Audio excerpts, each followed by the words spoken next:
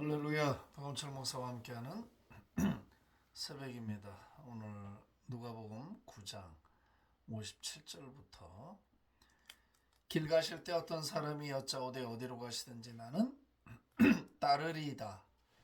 예수께서 이르시되 여호도 굴이 있고 공중의 새도 집이 있으되 인자는 머리 둘 곳이 없도다 하시고 또 다른 사람에게 나를 따르라 하시니 그가 이르되 나로 먼저 가서 내 아버지를 장사하게 허락하옵소서.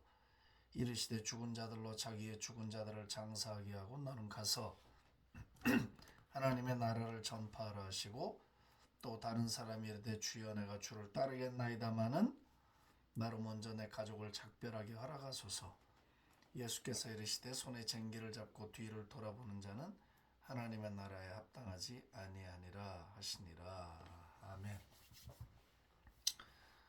제가 지금 그 허리를 펴고 굽어진 등을 피는 장비를 좀 몸에 착용을 했습니다. 계속되는 후유증으로 아직도 좀 온전치 않아서 보조 장비를 좀 쓰고 있습니다. 이제 나이를 먹어가서 그런지 회복하는 속도도 조금 빠르지를 못하네요. 오늘 누가복음에 나오는 이 본문은 매우 좀 특이한 본문입니다. 대부분 내가 예수님을 따르겠습니다, 제자가 되겠습니다 라고 할 때 예수님은 한 번도 흔쾌히 받아주신 적이 없고 거부하고 밀어내고 생각하게 하고 하는 방식으로 언제나 대화를 이끌어 가셨습니다. 길 가던 사람이 이제 세 부류의 사람이 나오죠. 예수님께 당신이 어디를 가든지 나는 따라가겠습니다, 나를 받아주십시오. 그랬더니 예수님이 여호도 자기 집이 있다, 굴이 있고 공중에 나는 새도 집이 있는데 이 인자는 나는 머리 둘 곳이 없다. 무슨 얘기냐면 나는 어떻게 보면 정처 없는 삶을 산다. 이 땅이 내 집이 아니기 때문에 나는 여기 어떤 정착을 위해서 아방공을 짓거나 화려한 권력을 추구하거나 성공을 추구하기 위해서 이 땅에 와 있는 사람이 아니다 라는 것을 간접적으로 메시지를 전달한 거예요. 아마도 이렇게 말씀하신 걸로 봐서는 예수님이 어디로 가든지 따르겠다고 말한 이 사람은 예수님을 따라가면은 어떤 부귀, 영화, 명예, 성공 이런 것을 가질 수 있겠다라고 생각했는지도 몰라요. 왜냐하면 예수님이 수십 많은 병자를 고치고 계시거든요. 인기 절정이죠. 전국구 스타죠. 오늘날로 말하면 혜성같이 나타난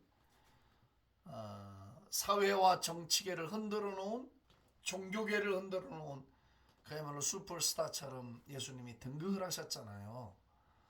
수십 많은 군중들이 그를 따랐고 많은 기적과 표적을 행사하시고 그 입에서 나오는 그 단말씀, 하나님의 나라의 그 복음이 사람들의 마음을 움직였거든요.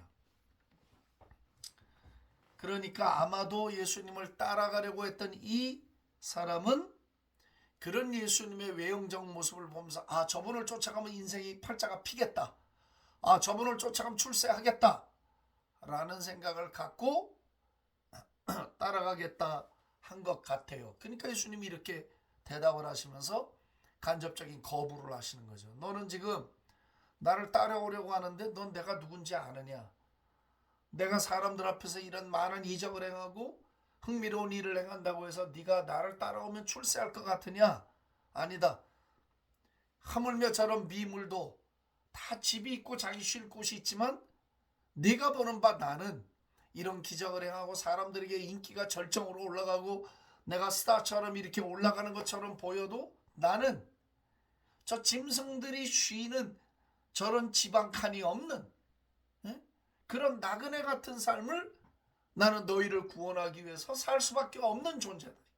하나님의 뜻을 받아서 이 땅에 잃어버린 자를 구원하고 죄인을 찾아 구원하고 병든 자를 고치고 천국을 나누어 주는 삶으로 소명으로 내가 부름을 받고 여기에 와 있는데 네가 나를 제대로 보고 있느냐 이 말이에요. 너는 나를 쫓으려고 할 때 뭘 보고 나를 쫓으려고 하는 것이냐? 나에게서 너는 무엇을 얻고 싶은 것이냐? 이걸 지금 말씀하는 거예요.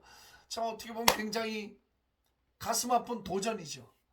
넌 나를 쫓으려고 할 때 뭘 기대하느냐 이 말이에요. 넌 나에게서 어떤 것을 봤길래 네 삶을 내려놓고 나를 쫓아오려고 하는 것이냐? 특별히 저희 같은 목회자들에게는 이게 더 심각해요. 선교사들에게도 심각하고 주를 위해 따르겠다는 풀타임으로 전문적으로 주님을 따르겠다고 하는 자들에게는 이 질문이 매우 도전적인 질문이고 심각한 질문이에요. 우리가 때로 주님을 쫓으려고 할 때 다양해요. 경로가 어려서부터 그저 순적하게 주님의 은혜를 받고 자신의 인생을 주님께 드리고 싶어서 목회자가 된 경우, 저 같은 경우에요. 아니면 중도에 회심하는 분들, 인생의 우여곡절을 겪으면서 진리 앞에 서서 자신의 삶을 되돌이키고 눈물로 회개하고 주님께 자신의 재능을 기부하거나 아니면 풀타임으로 선교사가 되거나 아니면 목회자가 되는 이런 분들도 있어요. 중도에 회심하는 경우죠. 그럴 때에 어려서부터 주님께 부름을 받고 은혜 아래서 순적한 길을 걸어와 주의 종이 됐던, 중도에 회심을 해서 어떤 경로로 주님을 따라가든지 간에 이 질문은 우리를 한번 생각하게 하고 제자리에 세워주는 근본적인 예수님의 도전적 질문이라고 저는 믿어요. 넌 날 뭘 보고 쫓아오려고 하느냐? 너는 네 인생의 대가를 충분히 지불하면서 나를 쫓아올 가치가 있다고 생각하느냐? 나는 성공을 위해 사는 삶이 아닌데 너는 나를 통해서 성공을 얻고자 하냐? 그럼 넌 나를 쫓아올 자격이 없다는 거예요. 나는 하나님의 아들인 인자인 나는 성공을 위해 이 땅에 와 있는 자가 아니다. 나는 하늘의 뜻을 받아서 아버지의 뜻을 이 땅에 이루기 위해서, 아버지가 부르신 그 소명, 하늘의 소명을 승리로 만들기 위해서, 성공이 아닌 승리의 길, 십자가의 길을 가기 위해서 내가 지금 여기 와 있는데 너는 내가 가는 길을 그래도 쫓아오겠느냐? 내가 사람들 앞에 많은 스팟라이트를 받고 할리우드 스타처럼 이런 일을 네가 본다고 해서 나에게서 너도 그런 것을 얻으리라고 생각한다면 넌 나를 잘못 보고 있는 거다 그 말이에요. 나는 그런 사람이 아니라는 거예요. 오늘 교회는 너무나 성공주의가 팽배하고 성공신학이 팽배하고 있어요. 예수님하고 어떻게 보면 별로 상관없는 일이에요. 예수님이 만약에, 이건 이제 big if, 만약에 성공을 위해 오신 분이라면 이렇게 죽으시면 안 되는 거예요. 뺨도 맞으시고 이게 말이 됩니까?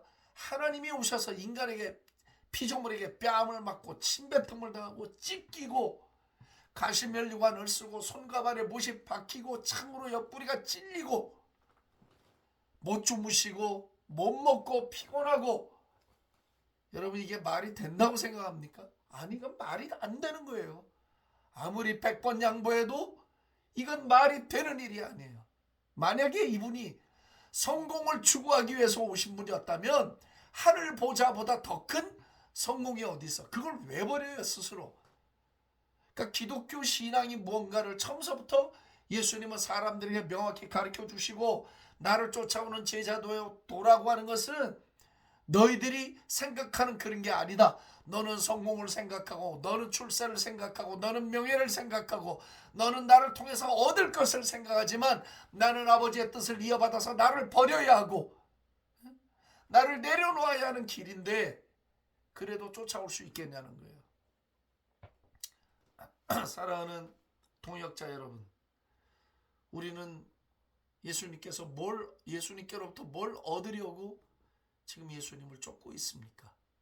혹시 성공 때문입니까? 내려놔야 합니다. 승리입니까?